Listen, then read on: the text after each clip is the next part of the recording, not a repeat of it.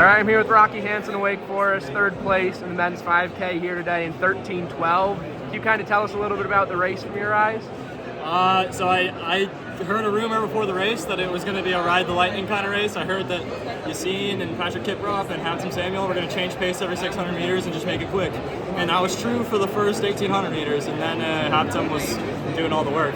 But I started seeing guys drop off, and my goal is to just stay like in the top 6, top 7 the whole time, and just be there, be ready when the moves happen. And I feel like overall I did pretty well. It was just those last 3 laps where I really could have used a little more aggression and instinct in being there and ready, because I mean, even though I closed at a 26 or whatever, it's just not enough in this version of the NCAA. But I'm very grateful for all the people who've gotten me here and for all the work I put in, and I'm just looking forward to all the things coming out of it. Marco took the lead. Was that a little bit of a wake up for you? Like, hey, the whole lineup's changing a little bit here. I mean, I kind of anticipated that those Villanova guys were kind of going to be a key to this race. I mean, they're very strong athletes, and I mean, we saw it in their 3K performance and their 5K performance in December and their mile performance at the beginning of the year. They're incredible athletes, and they make decisive moves very quick.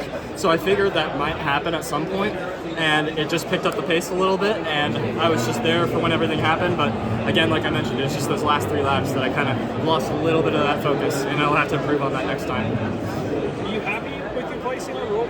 Yeah, I mean, I can't, as an athlete, we're always wanting to perform better and do better than what we did before, and I mean, I did that. I came from 100th at Cross Nationals and coming off a heat stroke to being here now, so I'm nothing but grateful to be here, and obviously it's baby steps, and obviously I think I was capable of, maybe winning that thing today, but again, baby steps, and one thing at a time. Yeah. When were you coming off heat stroke? At Nationals? Yeah, I talked about this in an interview with the Stride Report recently. At ACC cross country, I had a heat stroke, and it messed up training for the rest of the season. So at Nationals, it was just kind of get in there, help the team, do what you can, and then from there we just shut it down and just started preparing for the indoor season.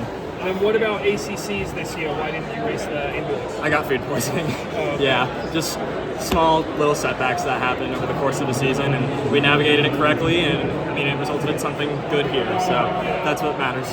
Are you starting to feel like you're a little cursed with some of these things happening, like just the food poisoning or the heat stroke coming up like that? I mean, the heat stroke and cross, yeah, I mean, there was like nothing I could do about that because I lost training for a week, and well, really 2 weeks. It was a week off and then a week of it was just a week of easy running, and then I didn't work out until 2 weeks after ACCs. So, that was a special situation, but with food poisoning, it was just, all right, take a day off, take a day or two of easy jogging, and get right back to it. So, I don't really let it affect me too much. I mean, these kind of setbacks happen to guys all the time, so I can't act like it's going to go perfectly for me or for everyone, because we probably don't know about some of the setbacks guys have done this year.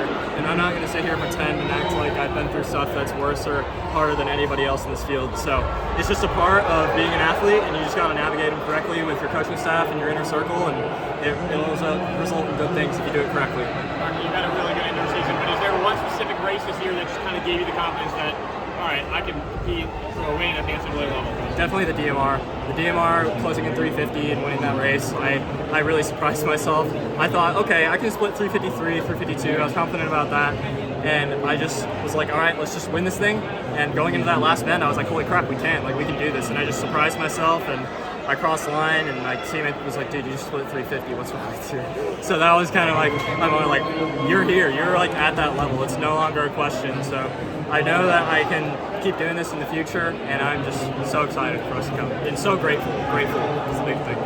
You think 350 you had one in you when you split out the DMR? Like, were you surprised? Yeah, I was surprised. That's what I was just saying. I was definitely surprised about the 350. But I mean, all my workouts pointed to being able to do it. It is just doing it and like not taking Ethan Strand and stuff like that. That's what really gave me that confidence. Realize at this point, with all the inconsistencies that you've had in training, do you derive more confidence from the races, like you said, running 350 and all these phenomenal times? Does that give you the confidence you need to say, look, I'm ready no matter what? Yeah, that's part of it, and also just knowing like my mentality and the fact that we've been consistent for so long now. I mean, my freshman year and my senior year of high school, my biggest issue was just staying healthy. And I've seen this past year's proved if I literally just stay healthy for 6 months to a year, I make big jumps. And that's what's giving me that confidence. It's just consistency. And my number one goal above all is just stay healthy. That's all I care about right now. And I know if I stay healthy, then the rest will take care of itself. There were lot of men left in this race with 800 to go. I think we were all surprised to see how many men were still in the race with you guys hitting a pretty quick clip at that point. Were you surprised at that point, or like what was going through your mind when you saw 8, 10 men still in the lead pack? I didn't know who was all behind me, but I mean, I figured like this is the NCAA, people are going to be here ready to rip. I mean, I was ranked 9th going into this race in the NCAA with Grand Blanc, so I was like, okay, there's going to be guys ready to go. It's just a matter of who is the smartest tactically, who is the most engaged, and that's, at the end of the day, who's going to win. Did you find yourself looking up at the big board at all, or no? No, I was just engaged, but like I said, like that, the last 3 laps is where that lack of focus really burned me, but it's whatever. We'll improve.